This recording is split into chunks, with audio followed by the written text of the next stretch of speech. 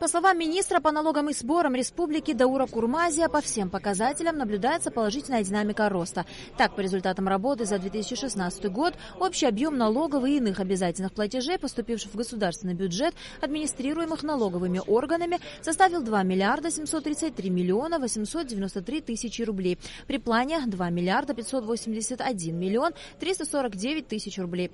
В суммарном выражении в бюджет поступило на 358 миллионов 251 тысячу рублей больше, чем в 2015 году. Курмазия подчеркнул, что для достижения таких хороших результатов проводилась регулярная кропотливая работа. И чтобы сохранить сложившуюся тенденцию, необходимо приложить усилия. Если мы хотим сохранить поступательную динамику на предстоящий год и на будущий период, то надо максимально ответственно подходить к вопросам каждодневной рутинной работы.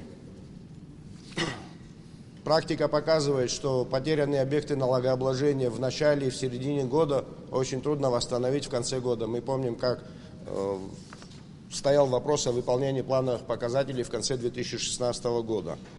На коллегии Министерства по налогам и сборам было отмечено, что практически все районы республики, за некоторым исключением, перевыполнили годовые планы. Лидируют Сухумский и Гулерипский районы. Не выполнены плановые задания лишь по Ткорчалскому району – 61%. В целом по республике плановые показатели выполнены по налогам на прибыль, подоходному налогу, спецналогу, налогу на имущество и акцизу. Не выполнены плановые показатели по курортному сбору, земельному налогу и НДС. Министр финансов Дмитрий Сериков, принявший участие в заседании, отметил, что для достижения максимального результата очень важна материально-техническая составляющая соответствующих структур. Что касается материально-технического обеспечения, мы что вот смогли с министром по налогам в конце прошлого года сделали, да, какие резервы были в прошлом году. В этом году со стороны Министерства финансов и министра по налогам тоже будет всякая помощь в плане материально-технического обеспечения. На мой взгляд, это тоже крайне важная вещь, потому что сотрудники, которые не обеспечены элементарными вещами, которые позволяют выполнять свои функции, требовать от них какого-то результата не совсем корректно.